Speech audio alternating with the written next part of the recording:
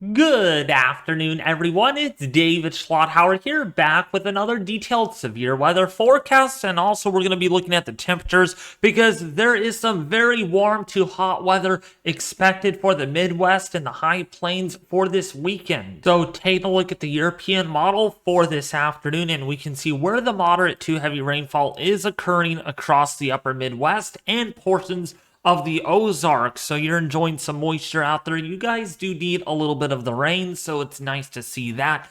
However, across portions of the Pacific Northwest, you're getting some late season snow. I mean, it's almost May. In fact, May is going to be on Wednesday. That's when I release my Atlantic hurricane season forecast.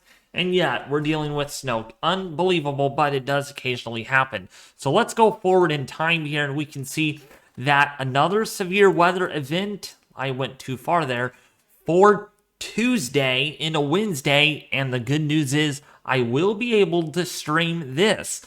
Mainly in the afternoon hours is when I'll be available. So we are looking at some severe weather, maybe some significant hail, and some significant wind with this activity, with a 5% risk for tornadoes in around the Iowa area. You all got hit hard a few days ago, and yep, it's going to be a rematch yet again, but not as significant. So that's the good news, but you could still see an occasional tornado, some large hail, and some damaging wind gusts over 70 miles an hour.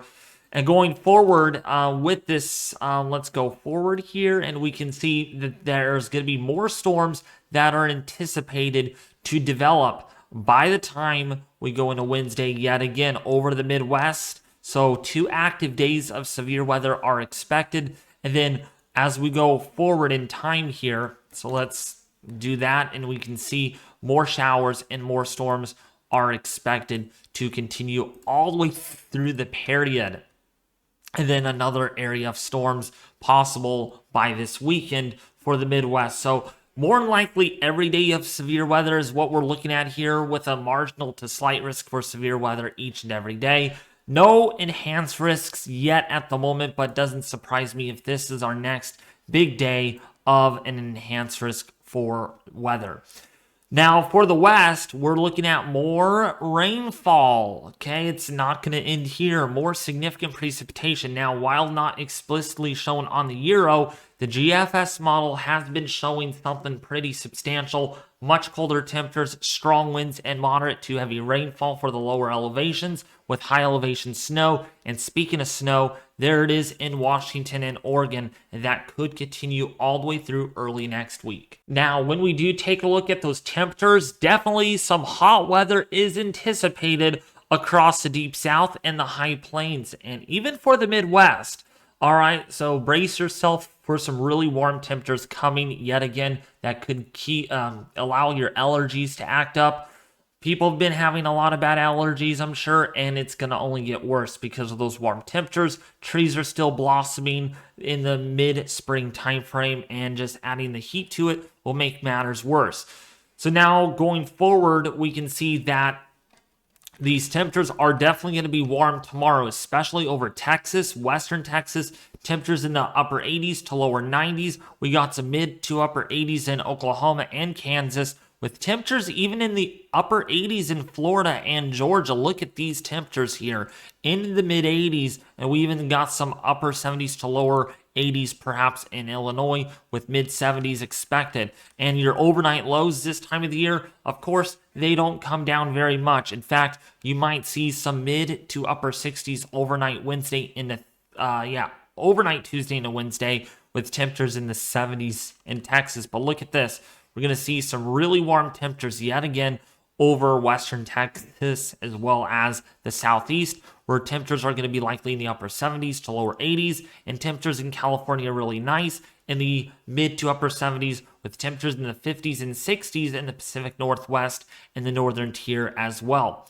Now, continuing this forward, we can see temperatures possibly in the upper 90s in Texas. What about that? And we might even see some triple digits in the Rio Grande area, with temperatures in the 80s and 90s. Look at this. This is ridiculous. In Virginia, as well as Florida, where you might see some low 90s for the first or the second day of May. And then this continues. Really warm temperatures are not going to let up anytime soon because we are in late spring by this point in time. And as we go into summer, of course, these temperatures do come up a lot. Unless you're in the northern tier of the United States, you will only see temperatures possibly in the 40s and low 50s.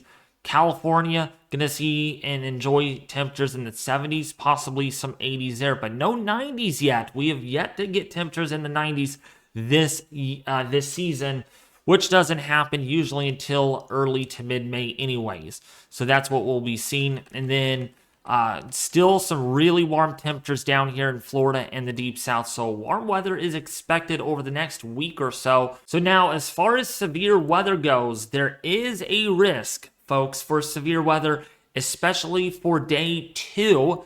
That is this area. That's what we looked at on the Euro model, indicating that we could or will likely see isolated to scattered severe weather all the way from Kansas into Nebraska. These are very familiar areas that just got hit a few days ago with that moderate risk of severe weather.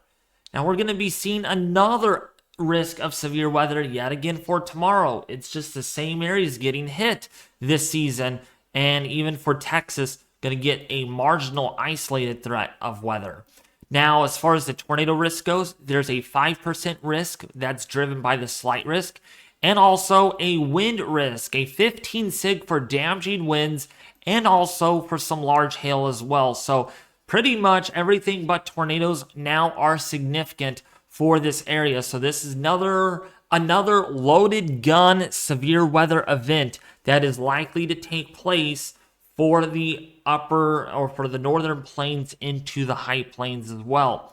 And then, of course, for day 3, there is another significant slight risk of severe weather from northern Texas into western Oklahoma into Kansas and southern Nebraska, as you can see here. So no different with the current expectations here, as we are expecting severe weather days to return.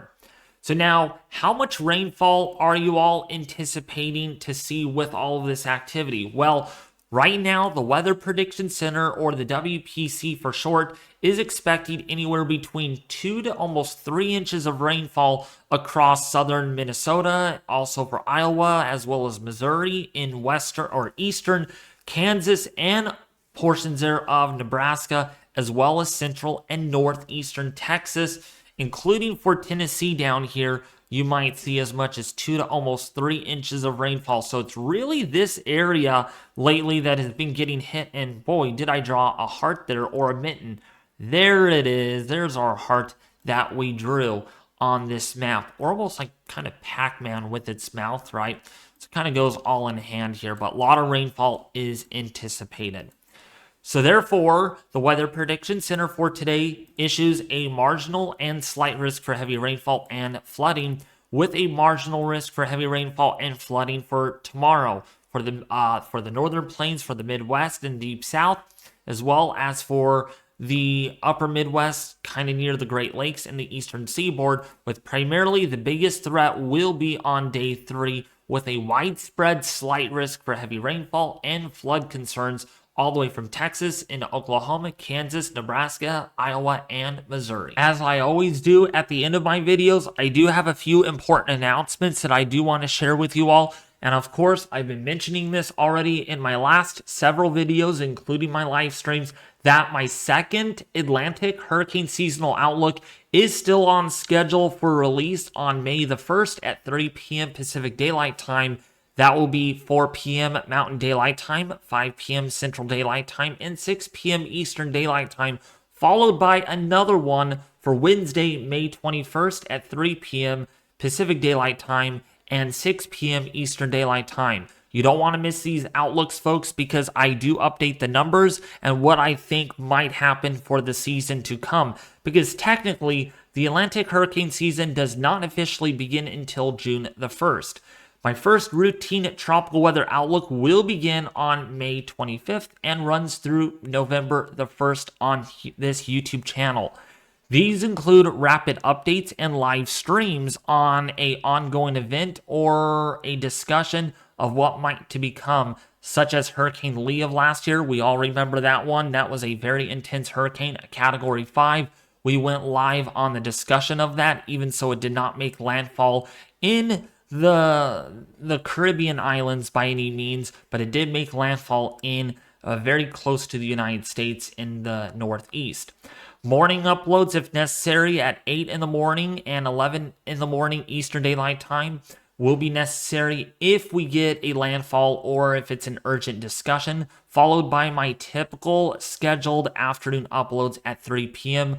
Pacific Daylight Time and 6 p.m. Eastern Daylight Time. Sorry about that. That's a long announcement there. And also, you could subscribe to the YouTube channel if you want to get more updates on this. I want to thank you all for watching my latest Atlantic hurricane season forecast, which, by the way, has almost 30,000 views. So thank you all for sharing this, liking, and also leaving a comment. It really helps out a lot.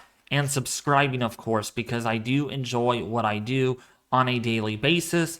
And also, you can follow me on Twitter. And also, you could join the Weather Force Discord server. There's a link in the description below this video. But that's going to do with today's weather forecast. I hope you enjoyed the video. Make sure, again, to subscribe, share, and like. And I'll be back with you more tomorrow.